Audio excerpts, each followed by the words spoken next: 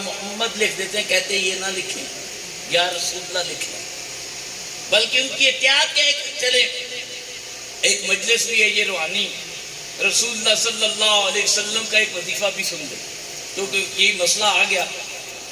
ترمذی شریف میں، ابن ماجہ میں، دیگر کتب میں ایک حدیث پاک ہے کہ رسول اللہ کی بارگاہ میں ایک صحابی حاضر ہوئے، عرض کی یا رسول اللہ میری آنکھیں نہیں ہیں، آپ میرے لیے دعا فرما دیں، اللہ مجھے بینائی عطا فرما دے، آنکھوں میں روشنی آ جائے۔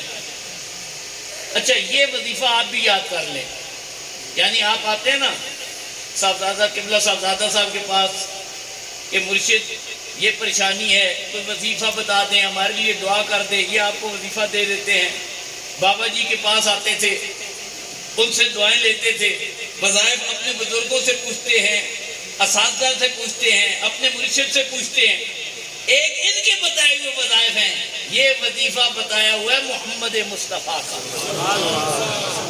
صحابی نے عرض کی یا رسول اللہ میں آنکھیں چاہتا ہوں، آپ نے فرمایا یہاں دعا کر دوں یا آخرت کی یہ چھوڑ دوں؟ آنکھیں ہی لینا چاہتا ہے، یہ دنیا میں جیسے تیسے وقت گزرتا ہے گزار، یہ جو اجر ہے یہ تجھے آخرت میں اس کا مل جائے۔ اچھا صحابی کو پتا تھی یہ قریب ذات ہے، میں نے آگے بھی لے لینا ہے، یہاں بھی نہیں چھوڑنا۔ اب تنگی داماں پہ نہ جا اور بھی کچھ مانگ، ہے آج یہ ماحل باتا اور بھی کچھ مانگ۔ یہاں کون سی کمی ہے؟ حضرت ربیہ حاضر ہوئے نا، آپ نے خدمت کی، وضو کرایا، رسول اللہ نے فرمایا سل ربیہ، مانگ کیا مانگتا ہے؟ اچھا صحابی نے کیا مانگا؟ ہمارے جیسا ہوتا نا، کہتا اچھا وہ رسول اللہ کے ریوڑ میں 4 اونٹ کھڑے ہیں، 4 میں سے 2 تو لے لوں، وہ غنیمت کا مال آیا، سونا چاندی کا ڈھیر پڑا ہے، اس میں 2-4 کلو سونا ہی لے لوں، یہی سوچ ہوتی۔ لیکن صحابیوں کا ایمان بھی کیا تھا اور رسول اللہ کا ان کی نظروں میں مقام بھی کیا تھا؟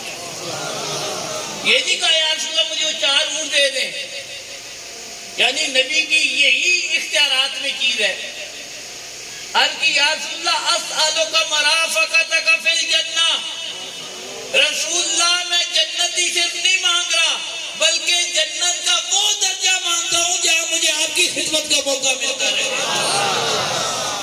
اسألک مرافقتک فی الجنہ، یا رسول اللہ آپ کی معیت جنت میں مانگتا ہوں۔ اچھا رسول اللہ نے کہا یہ کیا شیط کر رہے ہو؟ مجھ سے مانگنا ہے کوئی دنیا کی چیز مانگو، تم جنت مانگ رہے ہو؟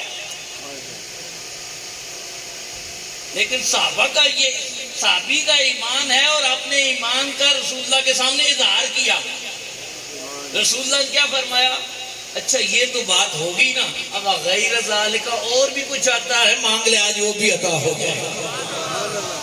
اسی لیے تاجدار گولڑا نے کہا تھا نا اب تنگی داماں پہ نہ جا اور بھی کچھ مانگ، ہیں آج یہ مائل باتا اور بھی کچھ مانگ۔ تو ان صحابی نے عرض کی یا رسول اللہ آنکھیں چاہتا ہوں۔ اچھا رسول اللہ دعا فرما دیتے نا تو یہ فیض ہمیں نہ ملتا، آپ دعا فرماتے آپ کی زبان سے بات نکلتی تو دعا قبول ہو جاتی، جیسا کہ اس آیت کا تیسرا معنی یہاں مصدر بطور دعا ہی ہے، یعنی دعا بطور مصدر بیان ہوا ہے کہ جب نبی دعا کرے تو نبی کی دعا کو اپنی دعا جیسا نہ سمجھ لینا، تمہاری دعائیں اور ہیں، نبی کی دعا رب تعالیٰ کی بارگاہ میں قبولیت کا درجہ اور رکھتی ہے۔ یہاں تو دل میں خیال آ جائے، اللہ دل کا ارادہ دیکھ کر رسول اللہ کی خواہش و منصب جو چاہتے ہیں اللہ پورا فرما دیتا ہے۔ قبلہ بدلنے کا ارادہ دل میں پیدا ہو کہ قبلہ میرا بیت المقدس کے بجائے کعبۃ اللہ بن جائے، رب تعالیٰ وہیں پر حکم دے دیتا ہے محبوب جس طرف چاہتا ہے تو اپنا رخ پھیر، یعنی نبی کی دعا کو اپنے جیسا نہ سمجھ لینا۔ تو صحابی نے کیا رسول اللہ دعا مانگے میری اللہ بنائی دے دے۔ رسول اللہ نے فرمایا اچھا جاؤ جا کر وضو کرو، وضو کر کے واپس آؤ، 2 رکعت نفل پڑھو اور جو دعا میں سکھاؤں وہ دعا مانگو۔ الفاظ جو میں بتا رہا ہوں یہ رسول اللہ کے سکھائے ہوئے الفاظ ہیں اور صحیح حدیث ہے، سائے ستہ کی ایک نہیں کئی کتابوں میں موجود ہے۔ رسول اللہ نے فرمایا دعا کیا مانگنی ہے؟ رب کی بارگاہ میں سوال کر رہا ہوں، اللہم انی اسألک واتوجہ الیک بمحمد نبی الرحمہ، یا محمد قد توجہت بک الی ربی فی حاجتی ہذہ لتقضی اللہم افشفہ فیہا۔ دعا کیا کہنی، اللہم انی اسألک، اللہ میں تجھ سے سوال کرتا ہوں، تیری بارگاہ میں اپنی عرضی پیش کرتا ہوں، وَتَوَجَّهُ إِلَيْكَ، اور تیری توجہ چاہتا ہوں، اور چاہتا کیسے ہوں؟ بے محمد نبی الرحمہ، اپنے پیارے محبوب محمد کے وسیلے سے۔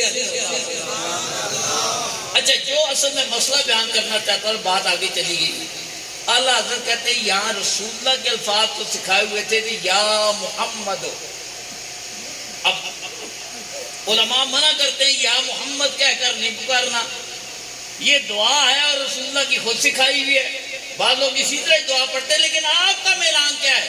آپ کہتے ہیں یہاں جب تم دعا پڑھو تو یا محمد نہ کہو بلکہ یا رسول اللہ کہتے رہو۔ جب آپ یہ دعا مانگے تو سیدھی اعلیٰ حضرت جو ہمارے دادا مرشد ہیں ان کا طریقہ یہ ہے، یا رسول اللہ کہو، یا نبی اللہ کہو، اور یا مصطفیٰ کہو، یا مجتبیٰ کہو، یا محمد کہنے سے اجتناب کرو، یا محمد۔ لیکن رسول اللہ کی حدیث ہے وہ میں آپ کو سنا رہا ہوں، یا محمد قد توجہت بک الی ربی فی حاجتی ہذہ، میں آپ کی توجہ سے اپنے رب کی بارگاہ میں اپنی یہ خواہش پیش کرتا ہوں۔ ادھر آپ نے دعا مانگی، جیسے ہی دعا کے الفاظ پورے ہوئے اللہ نے آنکھیں عطا فرمائی، اللہ نے بینائی دے دی۔ اب رسول اللہ کی دعا کیا ہے؟ کسی نے بڑی پیاری بات کہی تھی، تیرے منہ سے جو نکلی وہ بات ہو کے رہی، مطیع تیری کل کائنات ہو کے رہی، شب کو کہا دن ہے تو دن نکل آیا، دن کو کہا شب ہے تو رات ہو کے رہی۔ رسول اللہ کی تو وہ زبان اقدس ہے، بلکہ حضرت سعد بن ابی وقاص رضی اللہ تعالی عنہ جلیل القدر صحابی ہیں، اور رسول اللہ کے رشتے سے ماموں بھی لگتے تھے، رسول اللہ کو ان سے بڑی محبت بھی تھی، بلکہ یہ وہ صحابی ہیں جن کے بارے میں رسول اللہ نے فرمایا تھا فداک ابی و امی، ساری دنیا یہ کہتی ہے یا رسول اللہ آپ پر میرے ماں باپ قربان، میرا خاندان قربان، لیکن ان صحابی کا یہ کیونکہ رشتے ماموں بھی تھے اور رسول اللہ پر ایک اس انداز سے اپنی جان تن من دھن نچھاور کیا۔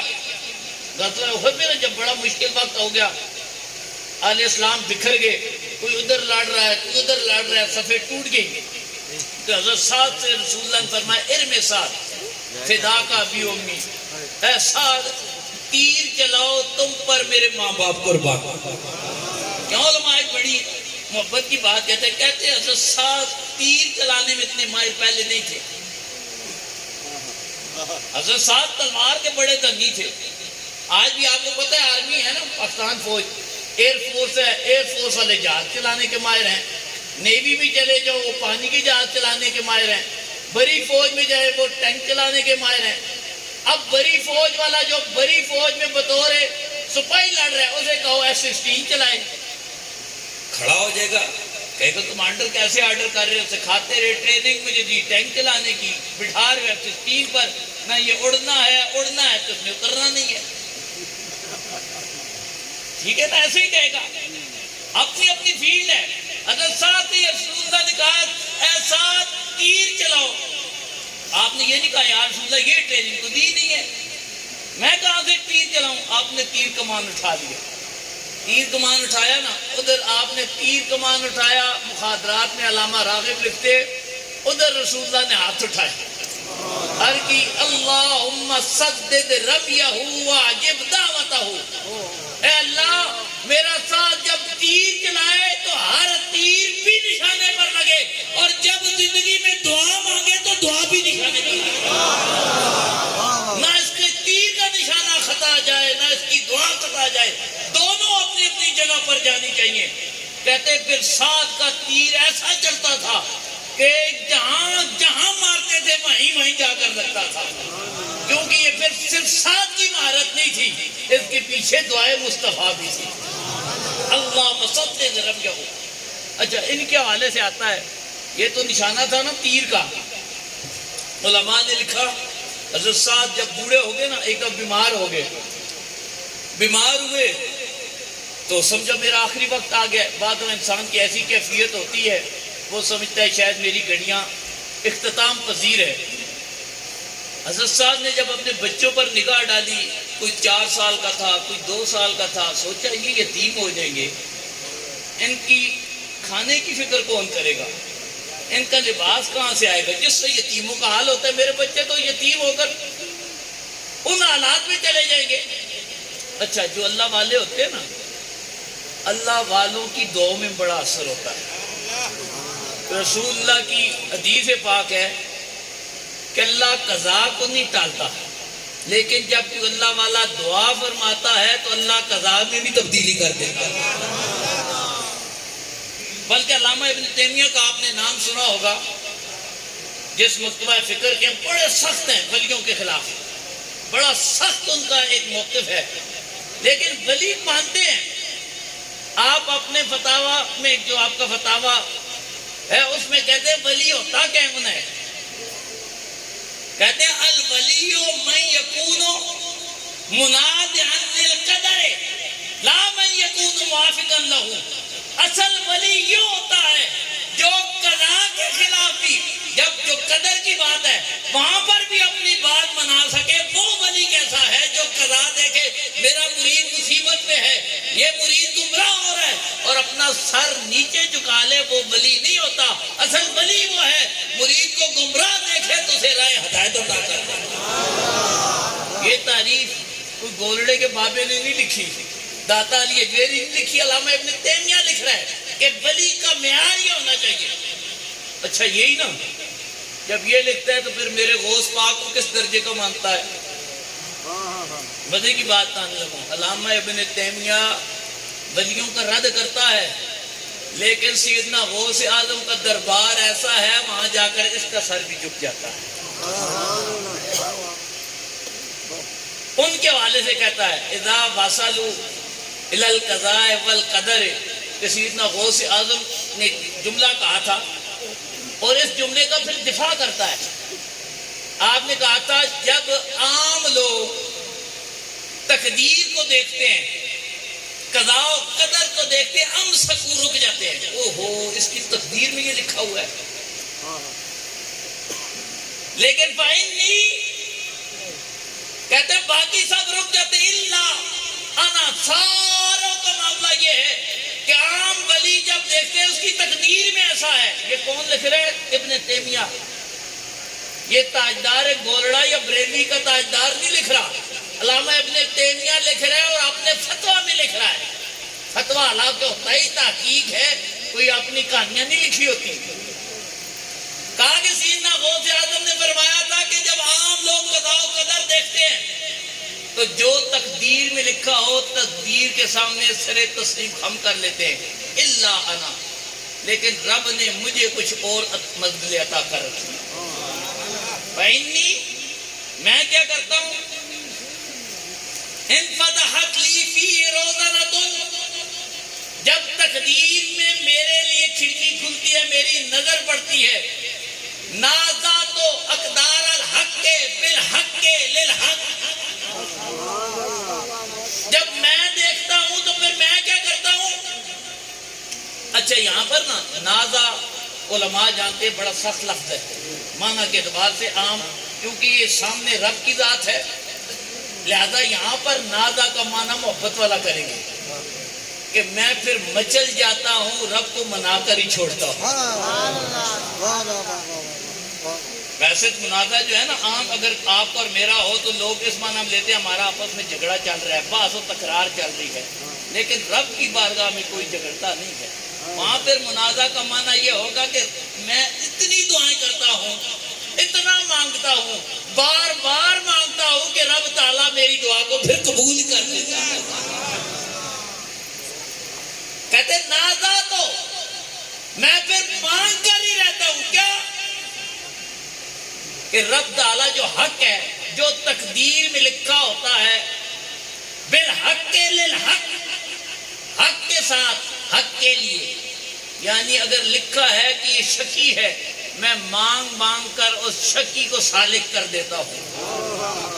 اگر لکھا ہے یہ بیمار رہے گا، میں رب سے مانگ مانگ کر اس بیمار کی شفا لے آتا ہوں. دیتا رب ہی ہے.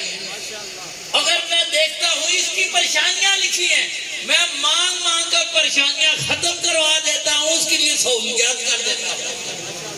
اور لکھا اگر کفر ہے تو پھر میں اتنا مانتا ہوں رب کفر کو مٹا کر اسے ایمان عطا فرمائے. یہ ہے سیدنا غوث اعظم کا درجہ کہ ولیوں کا ایک اپنا درجہ ہے. ماننے والے انہیں تسلیم کرتے ہیں. تو میں یہ بات کر رہا تھا کہ آپ بیمار ہوئے مانگ رہے ہیں، مانگا کیا؟ اور ولیوں کے مانگنے کا ایک اور چلے بات میرے ذہن میں آ گئی.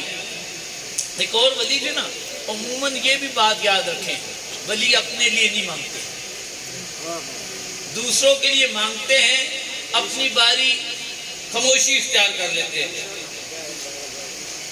علامہ شبینی رحمۃ اللہ تعالیٰ علیہ کے حوالے سے آتا ہے کہ ان کا بچہ بیمار ہوا نا تو اس کی صحت نہیں مانگ رہے. سارے کہتے بچے کے لیے دعا کرے، مانگ نہیں رہے، وہ بیمار ہے.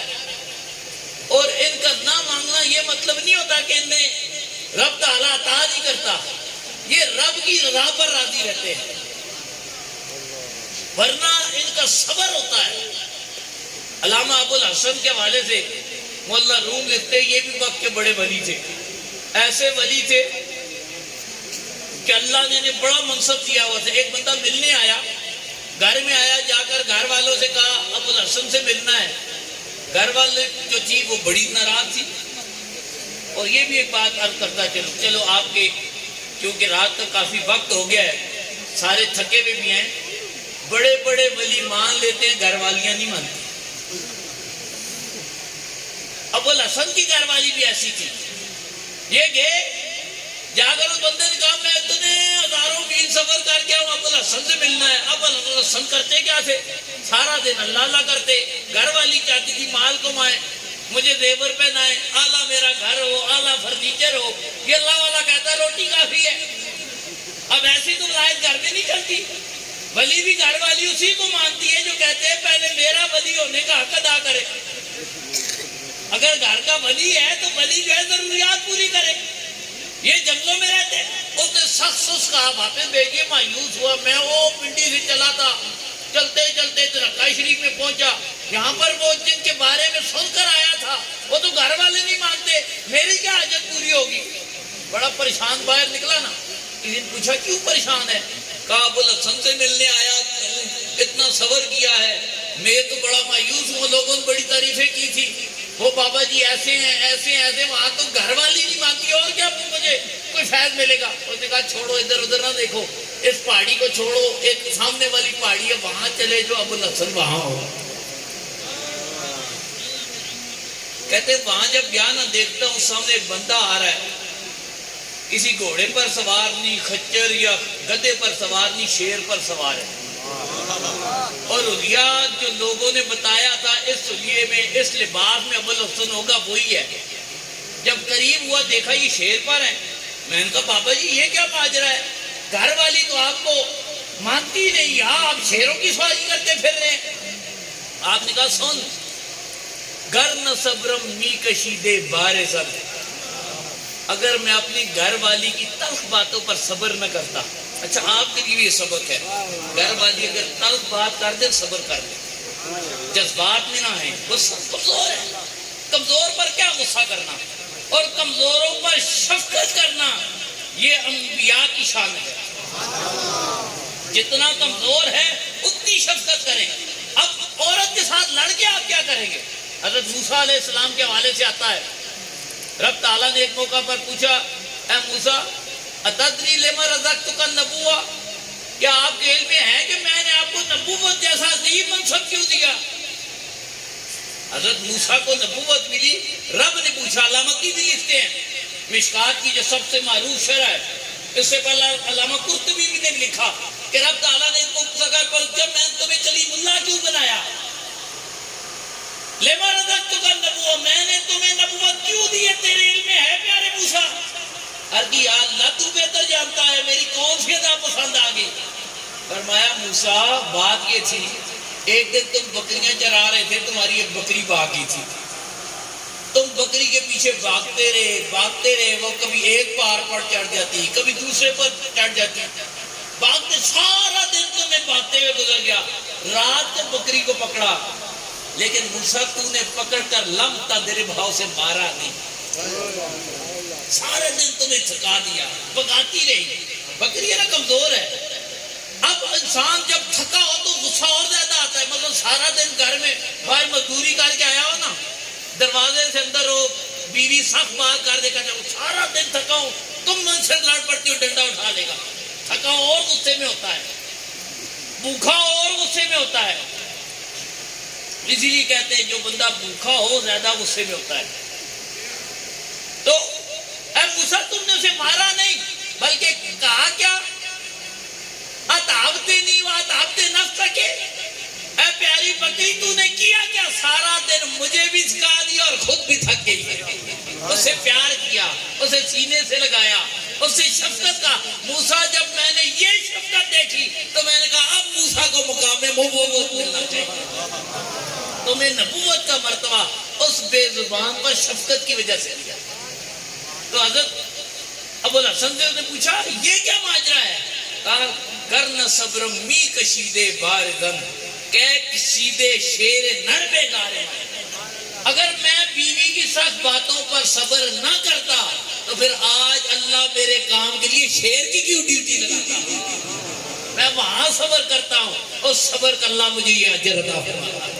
زیادہ صبر پر اجر ملتا ہے. اللہ والے صبر کرتے ہیں, مانگتے اپنے لیے نہیں, دوسروں کے لیے دعائیں کرتے ہیں, خود رب کی رضا پر راضی ہوتے ہیں. تو یہاں پر وہ کہتے ہیں جب دیکھا نا بیٹا بالکل آخری وقت ہے, رب کی طرف نگاہ کی, اور جب دیکھا ملک الموت چل پڑا ہے, کہا ارجع, اے ملک الموت لوٹ جا, رب نے میری دعا سن لی ہے.